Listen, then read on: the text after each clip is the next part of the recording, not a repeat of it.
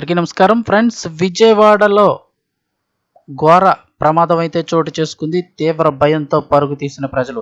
అసలు ఏం జరిగింది, ఏంటి వివరాలు తెలుసుకుందాం. వీడియో పూర్తిగా చూడండి. అలాగే తప్పకుండా లైక్ చేయండి. మరిన్ని అప్డేట్స్ కోసం ఛానల్ని సబ్స్క్రైబ్ చేసుకోండి. ప్రభుత్వం నుంచి వచ్చే ముఖ్యమైన అప్డేట్స్ అన్నీ కూడా ఎప్పటికప్పుడు మన ఛానల్ ద్వారా మీకు తెలియచేయడం జరుగుతుంది. అలాగే వీడియోను ఒక లైక్ చేస్తే మరింత మందికి ఇన్ఫర్మేషన్ చేరుతుంది.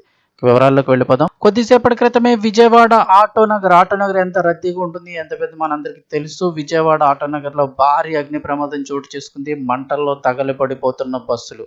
విజయవాడ ఆటోనగర్లోని ఆదివారం నాడు ఈ భారీ అగ్ని ప్రమాదం సంభవించింది. ఒక మెకానిక్ షెడ్లో అకస్మాత్తుగా మంటలు చెలరేగడంతో స్థానికంగా తీవ్ర కలకలం రేగింది. షెడ్డులో మంటలు క్షణాల్లోనే వ్యాపించడంతో అక్కడ మరమ్మతుల కోసం నిలిపి ఉంచిన 7 ప్రైవేటు బస్సులు అగ్నికి ఆహుతయ్యాయి. అక్కడ మీరు గమనించవచ్చు. ఎందుకంటే బస్సులో సీట్స్ అవి ఉండడం, అలాగే కొంచెం ప్లాస్టిక్ బాడీస్ లాంటివి ఏమైనా ఉన్నట్లయితే ఇమీడియట్గా అంటుకుపోతే దానికి తోడు ఎలక్ట్రిక్ వైరింగ్ అవి కూడా ఉంటుంది. దానివల్ల ఇమీడియట్గా మంటలు మరింత ఎక్కువగా అయిపోతే అక్కడ మీరు గమనించవచ్చు. ఎందుకంటే ఒక్కసారిగా 7 బస్సులు అగ్నికి ఆహుతయ్యాయని చెప్తున్నారు.